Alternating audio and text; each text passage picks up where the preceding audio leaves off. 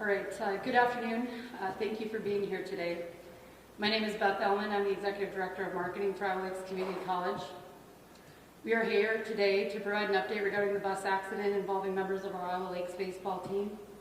This afternoon's press conference will begin with remarks from Iowa Lakes President Scott Stokes. He will then introduce Lieutenant Aaron Smith with the Iowa State Patrol, who will provide the official update regarding the investigation. Following Lieutenant's statement, Vice President of Student Services and Athletic Director Troy Larson will share comments on behalf of our athletic department. President Stokes will then offer closing remarks. We will take a limited number of questions at the conclusion.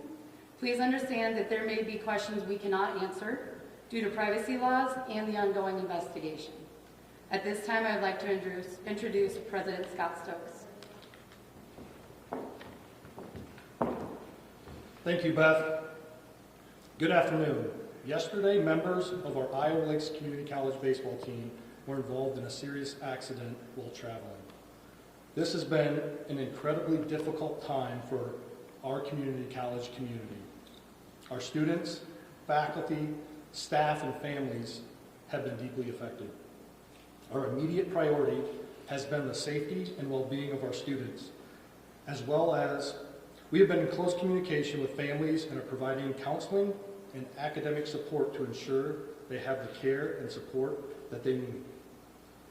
We are deeply grateful to the first responders, medical personnel, and the law enforcement who responded quickly and professionally. We are also appreciative of the overwhelming outpouring of support we have received from across Iowa and beyond. The messages, prayers, and encouragement have meant more than we can express. We are cooperating fully with authorities as they continue their investigation. At this time, I would like to introduce Lieutenant Aaron Smith with the Iowa State Patrol. Thank you, President. Yesterday morning, shortly after 11 a.m., law enforcement and first responders received a call to respond to a single vehicle collision in rural Calhoun County. This was located on Highway 4 at 220th Street, which is approximately about a mile and a half north of US Highway 20 on Highway 4. Initial reports to us were that it was a single vehicle collision involving a bus with multiple injured occupants to that in that vehicle, as well as CPR was in progress at the time. So responders from 4 different counties, I believe it was Calhoun, Sac County, Webster County, Pocahontas County, all responded to that area. When officers and first responders arrived on scene, they did notice that there were several occupants of that vehicle that were injured. There were reported to be approximately 33 people involved in that bus at the time of the collision, all receiving injuries. As a result of that crash, like I said, all occupants of that bus were injured, and we did have 1 confirmed fatality. And we'll release that name today. The confirmed fatality is a Carter Johnson, age 19, from Rapid City, South Dakota. So the responders and law enforcement would like to extend our sincere and deepest condolences to the family of Carter. This investigation does remain, it's under investigation currently, so we don't have anything else to add to that. It's ongoing, and we'll be able to answer questions at a later time. Thank you. Hello, everyone. As Beth said, my name is Troy Larson. I'm Vice President of Student Services and Athletic Director at the college. I just had a couple quick comments from the athletic department. These have been some really difficult days for us here, especially for our athletic department, our coaches, and our student athletes. Our baseball team's more than a roster. They're a family. Carter was a great teammate, a friend, and a valued member of our athletic community. In his time here, he really impacted our campus, both within our halls and the classrooms, as well as on the playing field. We're heartbroken for this tragedy. Our thoughts and prayers are with Carter's family. We cannot imagine the depth of their loss, and we are holding them close in our hearts. I want to sincerely thank everyone that has reached out. The athletic world is a small world, and we've had so many calls and messages and prayers and support from near and far, from former student athletes to coaches across the country, athletic directors around the country, as well as our local communities have reached out, and we appreciate that more than you could ever imagine. The outpouring of compassion has been very powerful. Right now, we're focusing on wrapping our arms around all of our students, but specifically our student athletes and our baseball student athletes. We're providing counseling, flexibility, and space as they grieve. That's what we do at Iowa Lakes. We support our students not just academically, not just on the playing fields, but as whole individuals. Our coaches are leading with compassion. Our teammates are supporting one another, and our department is committed to walking beside these students every step of the way as we progress through this great tragedy. Thank you.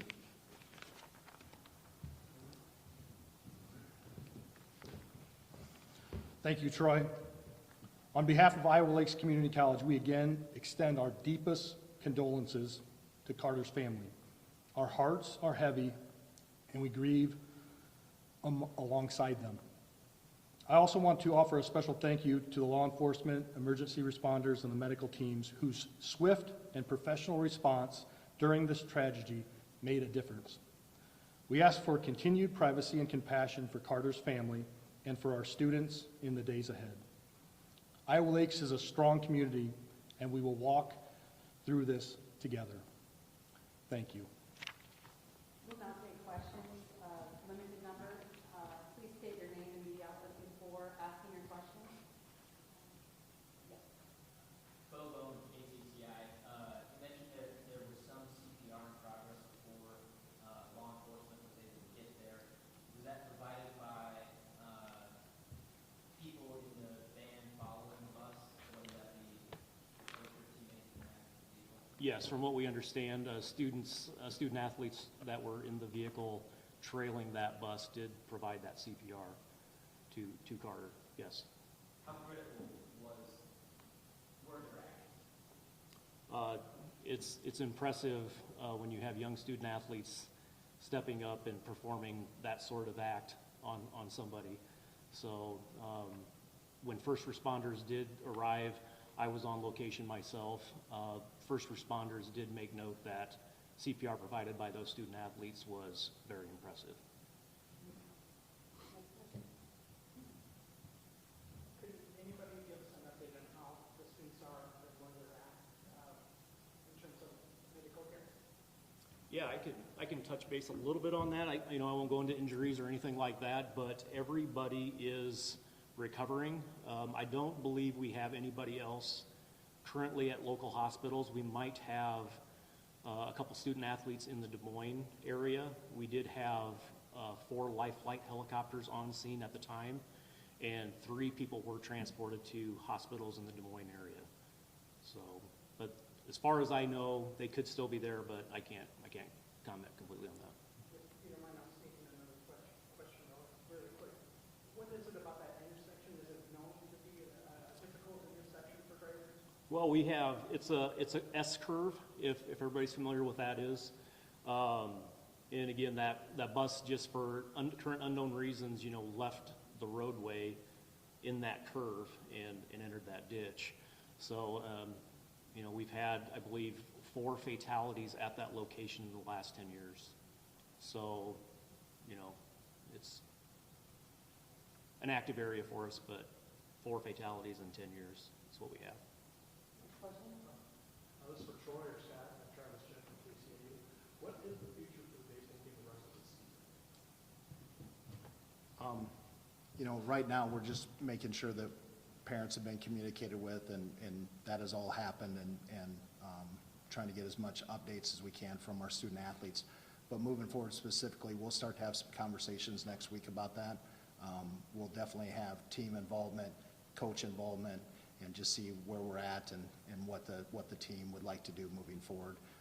We've been in contact with the ICCAC, which is our conference, as well as the NJCA, and they understand what we're going through. They will support us in any manner in which in any direction that we go. So as of right now, we don't have a definite answer on that, but those decisions will be happening in the next probably couple weeks.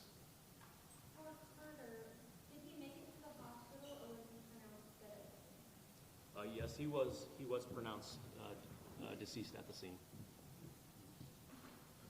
One more question. Is there any update you can give in terms of the condition of the other players? Are any of them in a life-threatening situation, or are they all stable, or can you go into any detail with that? I can't go into any detail with that, but I can report everybody is stable. It's gonna take some time for them to recover from some injuries, as pretty violent collision.